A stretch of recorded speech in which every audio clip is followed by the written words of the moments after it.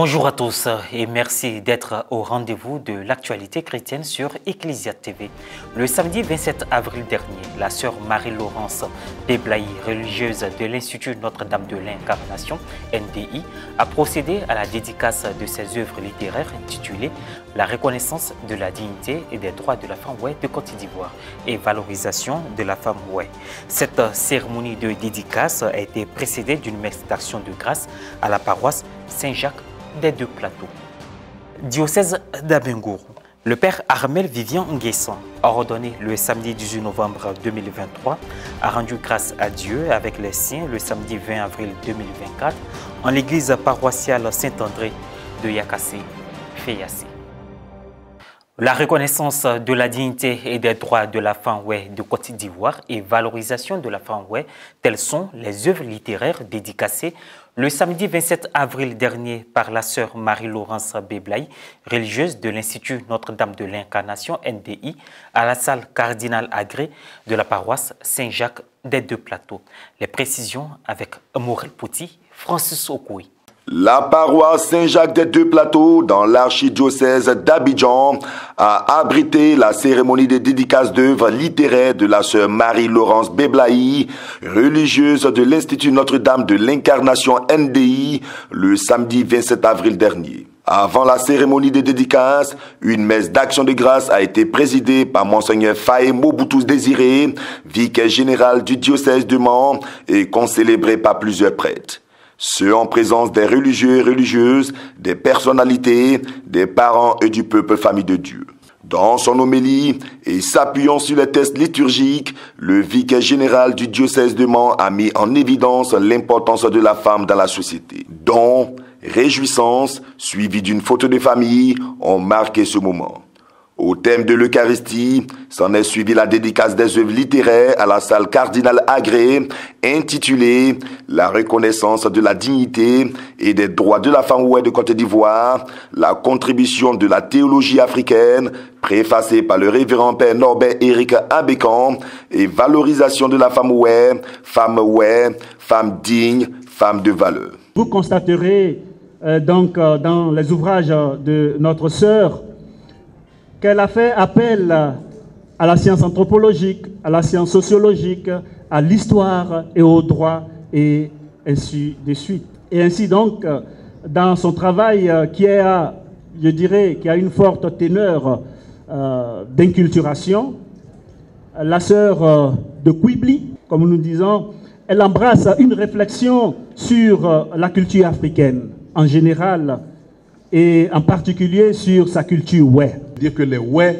ont conçu dans leur système culturel que la femme puisse affirmer son identité et sa spécificité en exécutant des danses qui lui appartiennent en propre.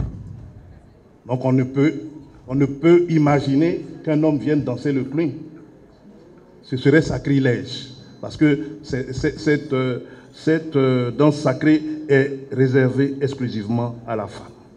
Je recommande ce livre à tous ceux qui sont intéressés par le problème de l'égalité entre l'homme et la femme. 4 institutions gèrent les ouai selon les clans. Il y a les Cui, il y a les Gia ou Panthères, il y a les Glins, appelle Mas aussi, il y a le Blanc ou Saé, ou encore Saïnou.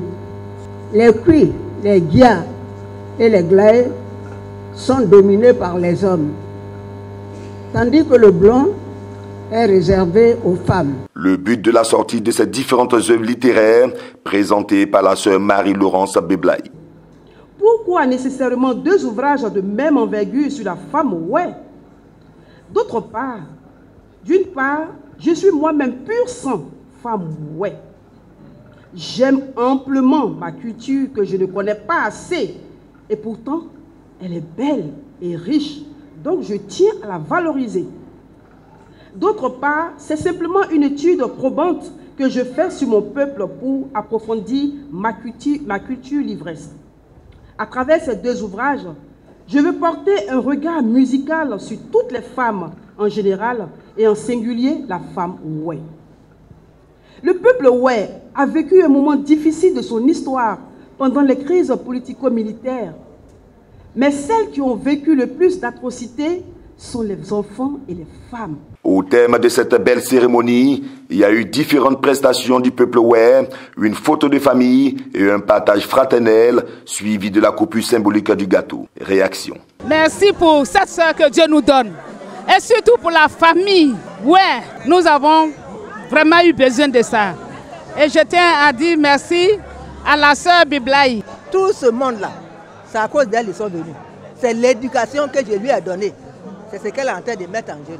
Qu'elle continue ce qu'elle a commencé depuis l'Italie, 10 ans. Aujourd'hui, nous sommes en quelle année? Qu'elle continue.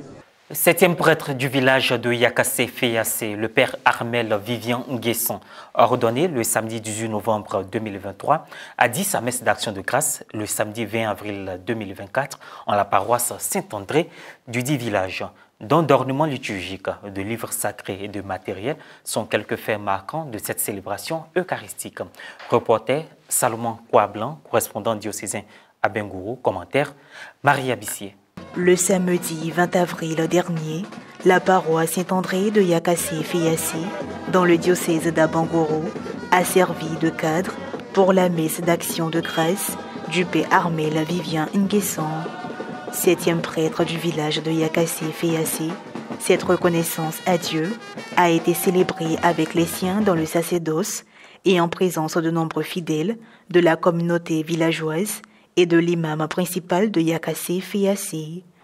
L'élu du jour a procédé à l'aspersion de la communauté chrétienne, des autorités politiques et administratives et délégations venues des secteurs du diocèse d'Abangourou et de l'archidiocèse d'Abidjan.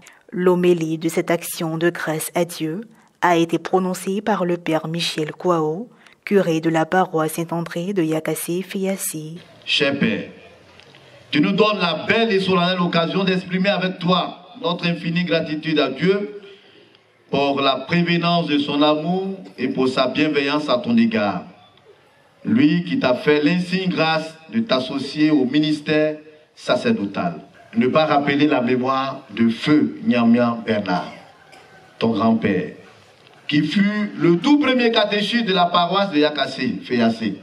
Il nous faut admettre sans se voiler la face que le tendon d'Achille du prêtre est représenté par trois choses bien connues: l'argent, la femme, la tentation du pouvoir. Dans un tel contexte, suivre le Christ, le servir est un engagement qui demande l'enracinement ferme dans la foi, de même que la fidélité, la persévérance, le courage, la ténacité et la force d'âme. S'en est suivi lors des offrandes une procession des vivres et non-vivres.